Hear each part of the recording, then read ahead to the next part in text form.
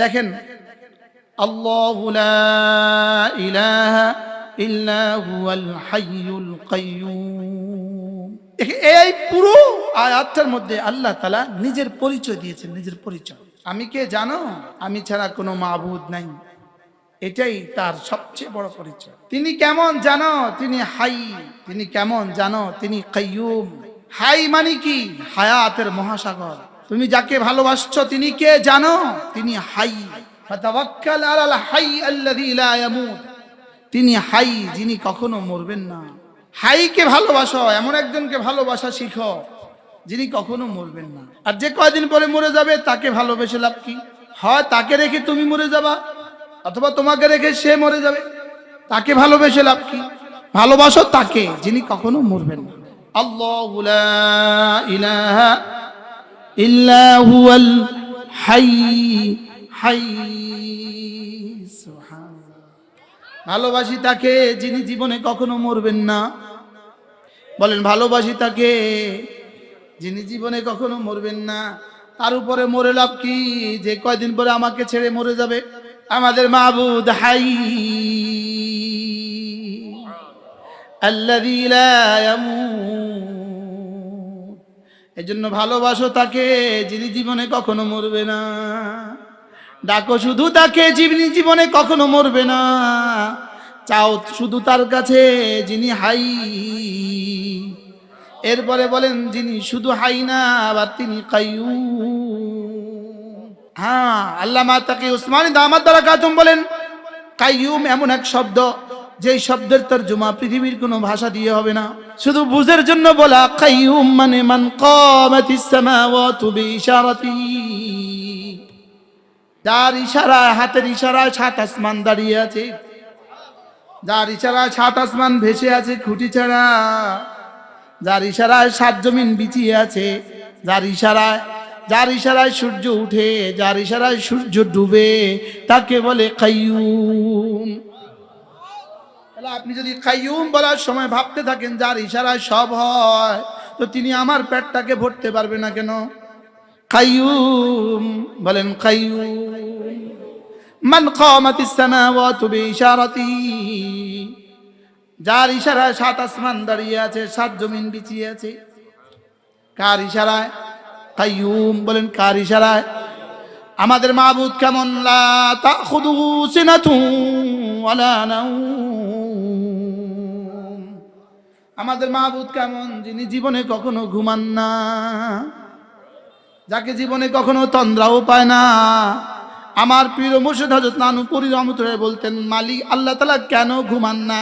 তিনি বলতেন, আল্লাহ তাআলা এজন্য ঘুমান না, বান্দা যখনই ডাকে তখনই তিনি জবাব দেন। ঘুমালে জবাব দিত কে? এজন্য ঘুমান না। এটা আমার হুজুরের নিজের কথা। পৃথিবীর যত বাতিল মাবুদ আছে সব ঘুমায়, আমাদের মাবুদ ঘুমায় না।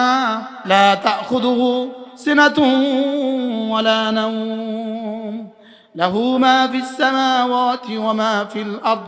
আমাদের মালিক কেমন? সাত আসমানে যা সব যার, সাত জমিনে যা সব যার। লাহু মা ফিস সামাওয়াতি ওয়া মা ফিল আরদ। সাত আসমান যার, সাত জমিন যার, সাত আসমানে যা সব যার, সাত জমিনে যা সব যার। আমি আর আপনি তার গোলাম। আমরা লাহু মা ফিস সামাওয়াতি ওয়া মা ফিল আরদের মালিক। আমরা লাহু মা ফিস সামাওয়াতি ওয়াল আরদের গোলাম। লাহু মা ফিস সামাওয়াতি ওয়া মা ফিল আরদ। পড়েন, লাহু মা ফিস সামাওয়াতি ওয়া মা ফিল আরদ। সাত আসমানে যা সব যার, সাত জমিনে যা সব যার। এটা বিশ্বাস হয় না দেখেই তো আপনি আপনার বাচ্চাটাকে কোরআন শরীফ পড়ান না। যদি এটা বিশ্বাস হতো তো কি আর না পড়ায় থাকতেন? আমি বলি আল্লাহর কসম, আল্লাহর কসম, কোরআন কারীমের এক পৃষ্ঠার দাম আরশ আজিমের চেয়ে বেশি। কোরআন কারীমের এক পৃষ্ঠার দাম জান্নাতুল ফেরদাউসের চেয়েও বেশি। 1 লক্ষ টাকা দিয়ে একজন একটা বাক্স বানাইছে। এই বাক্সটা সে 1 লক্ষ টাকা দিয়ে বানাইছে, কিন্তু 50,000 টাকার জিনিস রাখার লেগে নয়। তাইলে বোঝা গেছে বাক্সটা যত দামি তার ভিতরে রাখা হয় তার থেকে কোটি কোটি গুণে বেশি দামি। এবার জান্নাত যদি এত দামি, তো যেই কারণে জান্নাত সেই কারণ কত দামি। এই জন্য কোরআন জান্নাতের চেয়েও দামি। কিন্তু ছেলেকে তো পড়ান না, পড়লে খাবে কোত্থেকে? মেয়েটাকে তো পড়ান না, পড়লে খাবে কোত্থেকে? বাংলাদেশে যত চোর দেখছেন এরা কিন্তু মাদ্রাসা থেকে একজনও আসে নাই। যত ডাকাত দেখছেন মাদ্রাসা থেকে একজনও আসে না। যত দুর্নীতিবাজ দেখছেন মাদ্রাসা থেকে একজনও আসে না। কোথা থেকে আসছে এটা আমি বলি নাই, আমি কি এটা বলছি না, কিন্তু মাদ্রাসা থেকে কমপক্ষে আসে না। আজকে এক ঐতিহাসিক সাইনবোর্ড দেখলাম লাকসাম। আমার জীবনে আমি আর কখনো এই সাইনবোর্ড দেখি নাই। আপনারা কেউ দেখছেন কিনা আগে জানে? সাইনবোর্ডটা লেখা আছে বৃদ্ধাশ্রম থেকে বলছি, এক বুড়ো কুজু এক বুড়ো ছবি দিয়ে রাখছে, বলতেছে খোকা তোকে আমি দিন শিখাই নাই, এই জন্য আমি বৃদ্ধাশ্রমে আছি। তুই তোর সন্তানকে দিন না শিখালে তোকেও আসতে হবে এখানে। লিখে রাখো, স্বর্ণ অক্ষরে লিখে রাখো, হাই আল কাইয়ুম লা তাখুযুহু সিনাতুন ওয়ালা নাওম। আমি যার গোলামি করছি তিনি কেমন, তিনি হাই। আমি যাকে ডাকছি তিনি কেমন, তিনি হাই। আমি যাকে ভালোবাসছি তিনি কেমন, তিনি কাইয়ুম। আমি যাকে ভালোবাসি তিনি কেমন, লা তাখুযুহু সিনাতুন ওয়ালা নাওম। আমি যাকে ভালোবাসি তিনি কেমন, লাহু মা ফিস সামাওয়াতি ওয়া মা ফিল আরদি। বাকি মজার বিষয় হলো আমি তাকে ভালোবাসতেই পারবো না তিনি যদি আমাকে ভালো না বাসেন। মজার বিষয় হলো তিনি আগে আমাকে ভালোবাসেন, আমি তাকে তারে পরে ভালোবাসি। যেমন মা বাচ্চাকে আগে ভালোবাসে, বাচ্চা মাকে পরে ভালোবাসে। আমাকে যিনি ভালোবাসেন তিনি লাহু মা ফিস সামাওয়াতি ওয়া মা ফিল আরদ। বাহ, এক কোটিপতি যদি আপনাকে ভালোবাসে আপনার কাছে কেমন লাগে? যদি এমপি সাহেব এখন ফোন দেয় আপনারে কেমন লাগবে? 100 মানুষের কইয়া বেড়াবেন, জানো এমপি সাহেব ফোন দিছে, এমপি সাহেব ফোন দিছে, এমপি সাহেব ফোন দিছে না গো মা। আলহামদুলিল্লাহ আমাদেরকে লাহু মা ফিস সামাওয়াতি ওয়া মা ফিল আরদ ফোন দেয়, মেসেজ দেয়, তাহাজ্জুদের সময় জাগায় দেয়, ফজরের সময় জাগায় দেয়, উঠো উঠো উঠো উঠো উঠো, সুবহানাল্লাহ। আমাদেরকে ফজরের সময় কি করে? আমরা এক জাতি চাই যে জাতি ফজর পড়বে। বলো ফজর ফজর ফজর। যে ফজর পড়ে না তার বাঁচার অধিকার নেই। এটা তো as like a dog, as like a cow, as like a fox। যে ফজর পড়ে না এটা মানুষ না, এটা জানোয়ার। তাহলে আমি যাকে ভালোবাসি তিনি কে হাই, তিনি কে কাইয়ুম, তিনি কে লা তাখুযুহু সিনাতুন ওয়ালা নাওম। সুবহানাল্লাহ। এজন্য আগামী নির্বাচনে যদি কেউ ভোট চাইতে আসে 1 নাম্বার দেখবা ঈমান আছে কিনা, 2 নাম্বার দেখবা কোরআন আছে কিনা, 3 নাম্বার দেখবা ফজরের নামাজ আছে কিনা। যদি ফজর পড়ে তো লিখে দিতে পারবা এটা ঈমানওয়ালা। এই যুবকরা সব যুবক নিয়ত করো আজ থেকে ফজর পড়বই পড়বে। যদি তোমার মোবাইলে ফজরের অ্যালার্ম দিতে না পারে এই মোবাইল পানিতে চুবাইয়া দাও, এই মোবাইল বাথরুমের ট্যাঙ্কি দিয়ে ভিতরে ফেলে দিবা, বলে এটা অপদার্থ আমার কাছে থাকার দরকার নেই। যে মোবাইল তোমাকে ফজরে জাগায় না এই মোবাইল না, এটা জাহান্নামের ইন্ধন। যেমন ধরেন একজনের ডিউটি আছে 6টা বাজে, কয়টা বাজে? 6টা বাজে ডিউটি আছে, এই জন্য সে মোবাইলে অ্যালার্ম দিছে 6:45 5:30। সে মোবাইলে অ্যালার্ম দিয়ে উঠছে 6টায় ডিউটির জন্য, লেকিন সোয়া 5টায় জামাত, সে 5:30টায় অ্যালার্ম দিছে 6টায় উঠার জন্য। 5:15টায় জামাতে নামাজ পড়ার জন্য সে 5টার অ্যালার্ম দিতে পারে নাই। সে ইচ্ছাকৃতভাবে আল্লাহর সাথে যুদ্ধে লিপ্ত হয়েছে। যে তার মোবাইলে ফজরের জন্য অ্যালার্ম দিতে পারে নাই, লেকিন কিসের জন্য অ্যালার্ম দিছে? ডিউটির জন্য। ডিউটির জন্য অ্যালার্ম দিছে, ফজরের অ্যালার্ম দিতে পারে নাই। এটা আল্লাহর সাথে যুদ্ধে লিপ্ত হয়েছে সরাসরি। ডক্টর কি রাগেব সারজানি আজকে পড়েছি, আজকে তুমি ডিউটির জন্য অ্যালার্ম দিতে পারলে, লেকিন তুমি ফজরের জন্য অ্যালার্ম দিতে পারো নাই, তুমি আল্লাহর সাথে যুদ্ধে লিপ্ত হয়েছ। আল্লাহ ছাড় দেন, ছেড়ে দেন।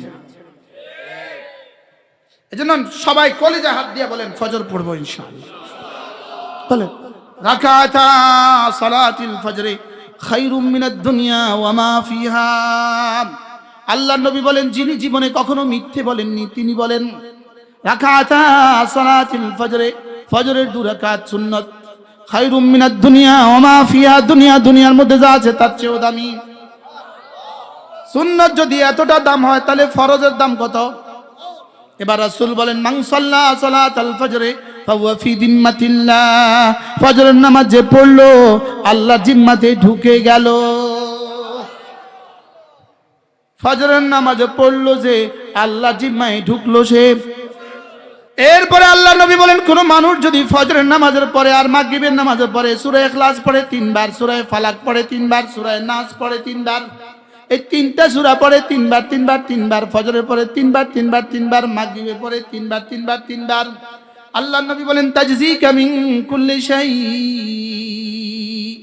আমি নবী কথা দিলাম এই তিনটা সূরা তোমার জীবনের জন্য যথেষ্ট। তোমারে আর গুলিয়ে পায় কেন? তুমি তো আল্লাহর জিম্মায় ঢুকে গেছো।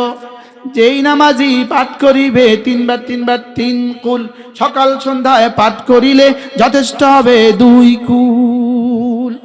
আল্লামা ইবনুল কাইয়িম আল জাওজিয়্যা আলাইহিস রাহমাত তিনি লিখেছেন, সূরা ইখলাস, সূরা ফালাক, সূরা নাস এই তিনটা সূরা একজন মুমিনের জন্য কতটা জরুরি।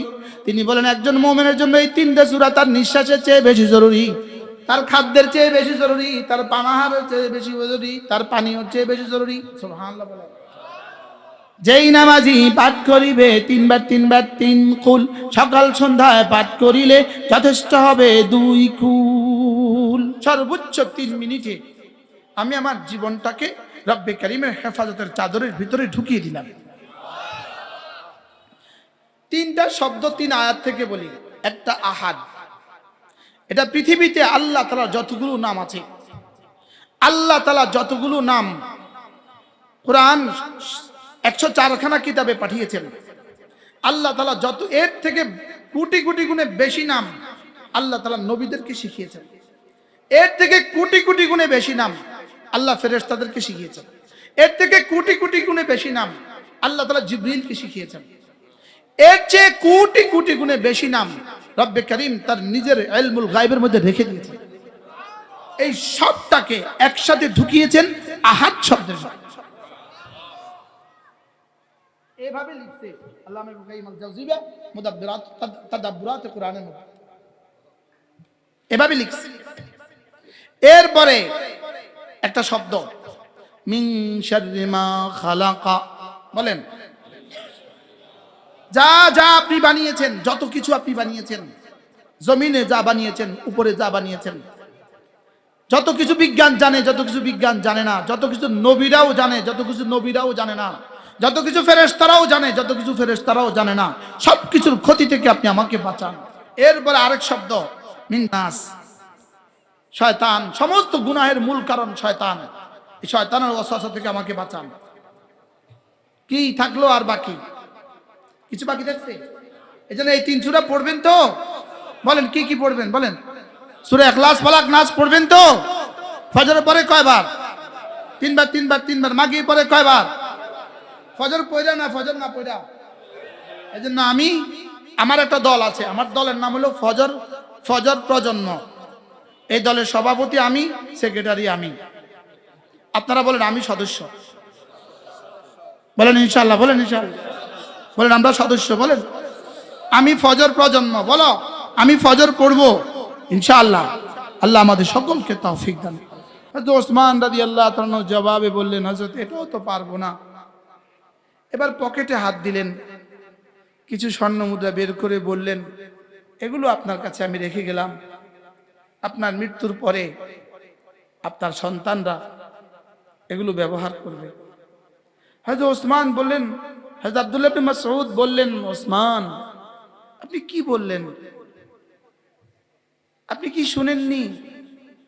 রাসূল বলেছেন, মান ক্বারা সূরাতাল ওয়াকিআ ফি কুল্লি লাইলা, যে প্রতি রাতে কোরআনে কারীমের সূরা ওয়াকিআ পড়বে, লাম তুসিবহু ফাকাতুন আবাদা, তাকে দারিদ্রতা জীবনে কখনো পাবে না। আল্লামতুহুন্না সূরাতাল ওয়াকিআ, আমি ওদেরকে সূরা ওয়াকিআ শিখিয়েছি। মৃত্যুর সময় কি পরিমাণ ইয়াকিন! হুকুমতের মুদ্রা, হুকুমতের পক্ষ থেকে, আমিরুল মুমিনিনের পক্ষ থেকে দেওয়া টাকা, না না লাগবে, এটা লাগবে না, এটা তুমি অন্য কাউকে দাও, আমি তো ওদেরকে সূরা ওয়াকিআ দিয়েছি। সাদ্দাকা বিল হুসনা, সাহাবায়ে কেরামের ইয়াকিন হয়েছে রাসূল যা বলেছেন তা। এই হলো সূরাতুল ওয়াকিআ। উলামায়ে কেরাম পড়বেন, প্রত্যেক রাত্রে সূরা ওয়াকিআ পড়বেন, ইয়াকিন বানান, রাসূল যা বলেছেন সত্য বলেছেন। রাসূল করিম সাল্লাল্লাহু তাআলা আলাইহি ওয়াসাল্লাম ইরশাদ করেন, কোন মানুষ যদি 5 ওয়াক্ত নামাজের পরে আয়াতুল কুরসি পড়ে, আল্লাহর নবী বলেন লাম ইয়ামনাহু আন দুখুলিল জান্নাতি ইল্লাল মাউত, মৃত্যু ছাড়া তাকে জান্নাতে যেতে আর কেউ বাধা দিবে না। অর্থাৎ তার আর জান্নাতের মধ্যে পার্থক্য শুধু মৃত্যু। মৃত্যুর এপারে সে, ওপারে জান্নাত। এই একটা আয়াত, পূর্ণাঙ্গ এক আয়াত, এই এক আয়াতের মধ্যে আল্লাহ তাআলা নিজের কথা, নিজের জাত ও সিফাত 18 বার উল্লেখ করেছেন। ইমাম কুরতুবী রাহমাতুল্লাহ লিখছেন, এর চেয়ে জামে কোন আয়াত আল্লাহ তাআলার সিফাতের উপরে আর নাই। এজন্য রাসূল বলেন, হযরত মিকদাদ রাদিয়াল্লাহু তাআলা আনহুকে আল্লাহর নবী বললেন, মা আযামু আয়া মিনাল কুরআন, বলো তো কোরআনের কোন আয়াতটা সবচেয়ে বেশি দামি? হযরত মিকদাদ জবাবে বললেন, আয়াতুল কুরসি। রাসূল বললেন, হ্যাঁ মিকদাদ, তুমি সত্য বলেছ, আয়াতুল কুরসি আযামু আয়া মিনাল কুরআন। এটা কোরআনে কারীমের কি সবচেয়ে দামি আয়াত। পড়বো তো ইনশাআল্লাহ। আমাদের তো বিশ্বাস হয় না, আমাদের বিশ্বাসের দুনিয়া মরে গেছে। এই সূরাটার নাম হলো সূরাতুল ওয়াকিয়া। রাসূল করিম সাল্লাল্লাহু তাআলা আলাইহি ওয়াসাল্লামের বিশিষ্ট সাহাবী হযরত আব্দুল্লাহ ইবনে মাসউদ রাদিয়াল্লাহু তাআলা আনহু, ইনার ইন্তেকালের সময় হযরত ওসমান রাদিয়াল্লাহু তাআলা আনহু তাকে দেখতে গেলেন। হযরত ওসমান তখন আমিরুল মুমিনিন ছিলেন। হযরত আব্দুল্লাহ ইবনে মাসউদ রাদিয়াল্লাহু তাআলা আনহুকে হযরত ওসমান জিজ্ঞেস করলেন, আপনার কি অসুখ? স্বাভাবিকভাবে আমরা রোগী দেখতে গেলে কি জিজ্ঞেস করি, কি হয়েছে, কি সমস্যা? হযরত ওসমান জবাবে বললেন, আমার কোনো অসুখ নাই, আমার অসুখ হলো যুনুবি, আমার গুনাহ হলো আমার অসুখ। বলেন কি বললেন? আমরা কি আমাদের অসুখের কারণকে গুনাহ মনে করি? সমস্যার কারণকে কি কখনো গুনাহ মনে করছি? কখনোই সমস্যার কারণকে গুনাহ মনে করি না। গুনাহকে সমস্যার কারণ মনে করি না, গুনাহকে সমস্যার কারণ মনে করি না, অন্য কিছুকে সমস্যার কারণ বানাই। মূলত সমস্যার কারণ অন্য কিছু নয়, সমস্যার কারণ শুধুই গুনাহ। বলেন সমস্যার কারণ কি? হযরত হাসান বসরি রাহিমাহুল্লাহ তাআলা তিনি বলতেন, যদি আমার থেকে কোনো গুনাহ সারজাদ হয়ে যায়, প্রকাশ পেয়ে যায়, তো আমি আমার জানোয়ারের মধ্যে এর আসর লক্ষ্য করি। আমার ঘোড়া আমার আর কথা শুনে না।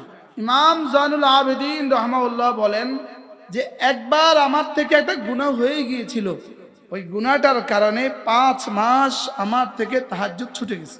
বলে গুনাহটা কি ছিল? তিনি বলেন, এক যুবক বাইতুল্লাহতে হাত তুলে তুলে খুব জোরে জোরে কান্না করছিল। আমার ধারণায় আসছে এই যুবক রিয়াকার। শুধু এই আমার বজ্জন, এক মুমিনের ব্যাপারে আমার বজ্জন যে গুনাহ ছিল, এই গুনার কারণে 5 মাস আমার তাহাজ্জুদ ছুটে গেছে।